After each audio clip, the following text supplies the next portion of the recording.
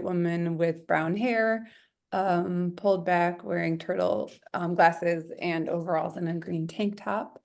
And I am on the side with Love Team and work on our You the Vote work. I'm gonna get us started with just a couple grounding readings, and I'll light our chalice, and then we'll get into our work together today. The first comes from a fan favorite, Adrienne Marie Brown. It is a spell called Trust the People. Trust the people who move towards you and already feel like home. Trust the people to let you rest. Trust the people to do everything better than you could have imagined. Trust the people and they become trustworthy. Trust that the people are doing their work to trust themselves. Trust that each breach of trust can deepen trust or clarify boundaries. Trust the people who revel in pleasure after hard work. Trust the people who let children teach and remind us how to emote, be still, and laugh. Trust the people who see and hold your heart. Trust the people who listen to the wails. Trust the people and you will become trustworthy. Trust the people and show them your love. Trust the people. And the second, brief but powerful, a mandate from Ella Baker. Strong people don't need strong leaders. And with that, I will kick it to Nicole to share. Oh, wait, hold on one second. Okay, okay. I got a situation. Ooh, okay. So light your chalice if you have one nearby too. Okay, go ahead, Nicole. Thank you, Nora, and Reverend Lisa, and everyone that is with us today, or you really good front of the classers who are actually watching the recording. We know a lot of times you're like, I'll catch the recording. Do we actually watch? So if that is you, congratulations, and you get a gold star. But thank you all for being here. We literally all whipped this up together very quickly. So when we say we are modeling imperfection in service to the urgent work so that we could have the conversations and share information and use our time responsibly. And that time is now. So just thank you, and just asking for grace and space as we whip together a thing. We don't know how long it's going to take, and we hope we can keep it within the hour.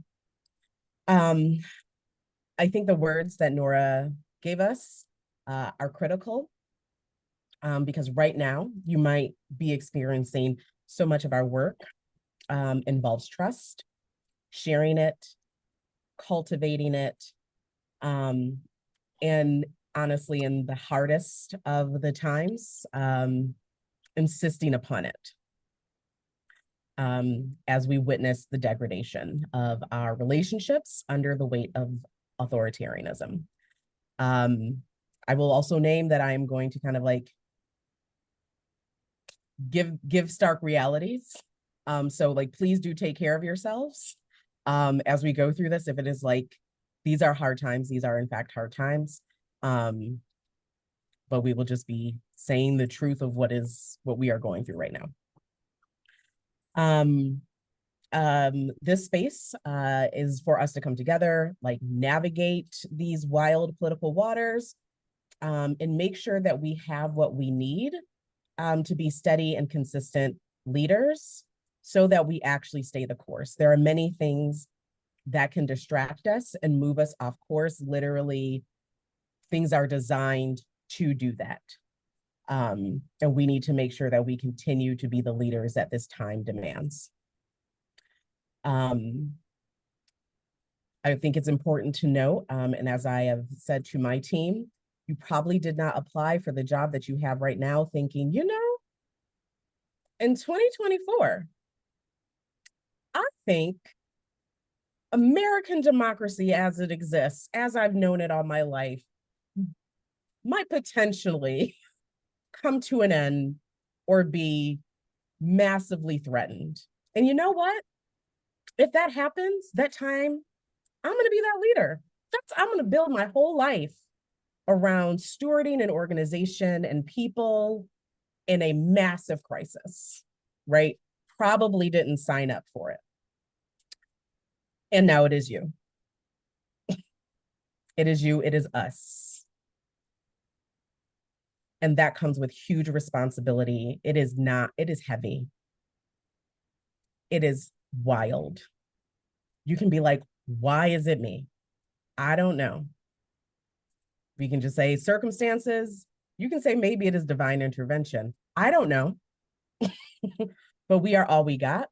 And so the time we spend together now and in the future will be about how do we steward this time we have together responsibly, and build the trust with each other, and within Unitarian Universalism and within the base of people who in fact do not want authoritarianism, which is in fact the majority. And how do we steward that movement to success, steward it to care, steward it towards democracy. And communication is a key part of that. It is a massive and both intimate way that we cultivate the trust amongst ourselves and with our base, and the trust in democracy as well. So if we can start with the slides, Amarin.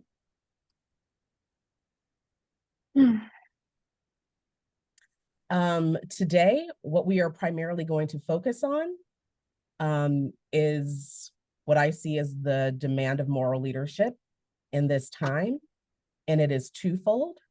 It is one, how do we remain trusted messengers? Why should people trust what we have to say, believe in it, look to us, right? How do we organize ourselves and communicate in such a way people go, yep, I know if I talk to Deb, right? If I talk to Nora, if I talk to Russ, that I'm going to get some sense, right? I'm going to get things that make sense in a time where nothing makes sense. And then the second part is, how do we remain trusted moral leaders in this time?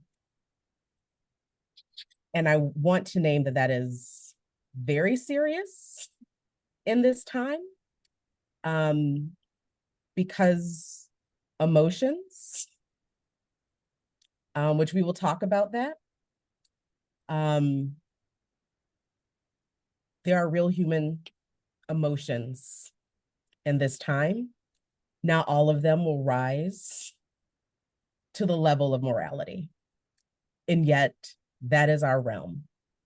And that is where we must stay if we are going to lead. Because as soon as we lose that, all of our work is lost. And so we have to remain disciplined in being trusted moral leaders, where we're just not going to collapse into politics, which can be a little bit messy. So we're going to go through some exercise. There's going to be some interaction. We're going to have some guided questions. We're also going to offer some studies, some briefings to talk about how we do those two things. And the first thing we're going to do is kick it to Nora to actually move us through what we're calling a scenario, but it's actually, kind of what happened. Thanks, Nicole. So the next slide comes from a conversation that the Women's March actually convened yesterday with a series of speakers, and we'll send links to the brief to give folks a little bit more context. It was a really helpful kind of like, how do we make sense of this political moment, and like, how do we actually build shared definitions around what political violence is? So we'll share that, but this is taken from that. So a little bit about kind of the landscape and where we are. In their assessment, political violence is on the rise. I think that kind of will get into the nuance around political violence and kind of how our values and politics shape what we may or may not define as political violence. That 86% of major nonviolent movements have been facing significant violent repression. And so I think that we see that, a recent example is the violent attacks on the student encampments in solidarity with Palestine. But I think more broadly, we've seen a huge increase of targeting, both from federal agencies, by defining actions and resistance movements as terrorists, as well as kind of at local levels, additional surveillance and scrutiny that activists have come under, as well as heightened charges. The third is that the assailants of this violence are both state actors and non-state actors. When I saw this, I thought about a multi-year campaign to get Oath Keepers out of the DC police force after many had been found out. And so we understand that there is not a fine line between who, like the state and non-state actors, and that there are two groups of people that are porous and at times overlapping. The sphere of influence around how people think about political violence. The poll that they shared stated that 22% of independents and 13% of Democrats believe that political violence is okay in some circumstances. And they also referenced the Republican number, which I think can be found in the full notes from the Women's March.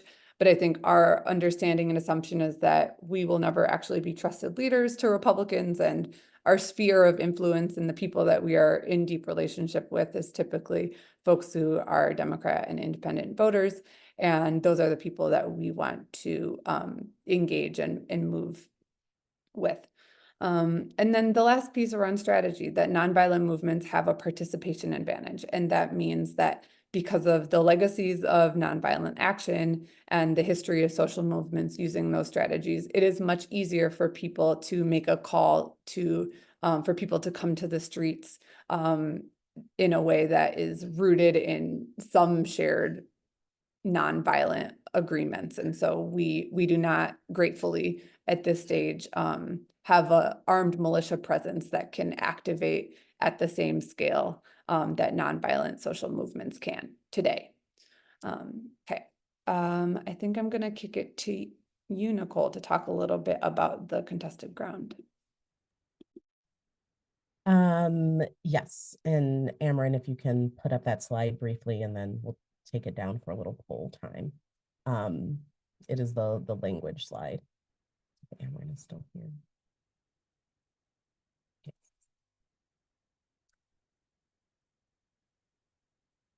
Okay, well, we'll keep moving. But essentially, I want to briefly talk about the language of political violence / violence, period. And just name that is very, very murky language, and people make all different types of meaning of it based on their social location, based on the news sources they watch, based on their history and lineage in this country or in other countries, based on their political leanings. Like, it is not something that is easily controlled, right? When we're talking about messaging, we're talking about really narrowing the sphere of meaning such that what we say and what we mean is what people get, right? Versus it going through a different filter and coming out something on the other end. I'm sure, as we saw, right, if we distilled the messages, particularly from the Democratic Party and the Republican Party, many of them sounded the same, right? Which means people are getting a different meaning, right, based on their political leanings, based on who's the messenger. And to really punctuate that point, I want to vulnerably engage us in a brief exercise. You can participate or not participate. That is your choice. It could be actually, let's do that. Let it be a self-reflection moment. You don't have to tell anybody. I'm going to ask you a question. The question is, Is it political violence or is it not? We should make this into a game show. And so I'm going to communicate some scenarios, and to yourself, you can think, or like, not really. So, would you call the attack on Nancy Pelosi's husband political violence? Okay. Do you consider death threats to activists political violence? Do you consider someone throwing a shoe at President Bush political violence?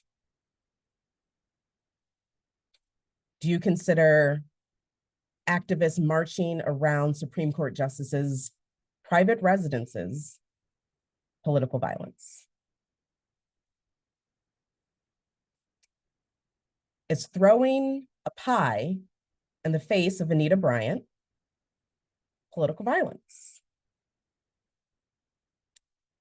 Is burning down a police station after the police murder of an unarmed Black man political violence? Is stealing the land, culture, and lives of an entire people political violence? Was the Haitian Revolution, where entire families, parents, children of the slave-owning class were murdered in the pursuit of freedom, political violence?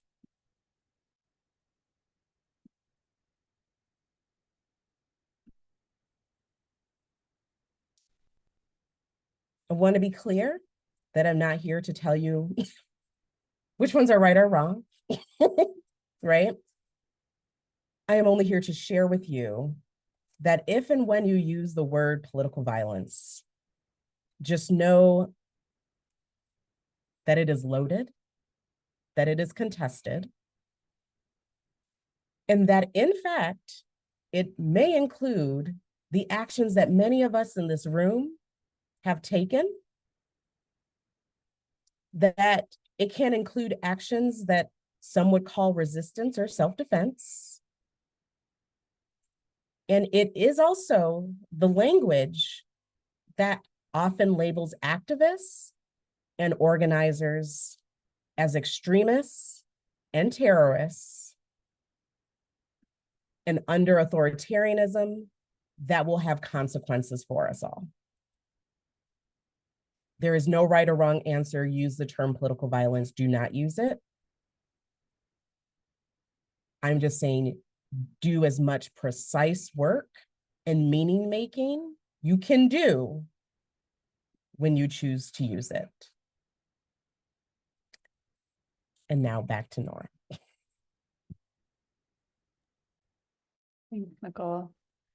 I think, yeah, in hearing those scenarios, the biggest thing that came up for me was the question of power, and do we have a shared understanding of who has power in so now for the you know, the there of what brought us here, why we are gathering, want to get a little bit more into how folks arrived at and engaged with what happened on Saturday and the shooting of Trump, and more broadly, we'll talk a little bit more about kind of how that returns us to what the demands of folks who are in positions of power and moral leadership are required now.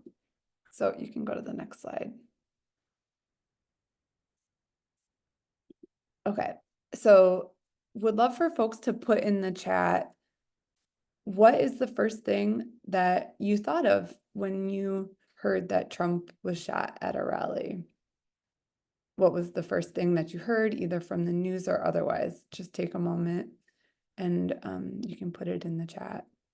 And then we'll talk a little bit more about how folks reacted.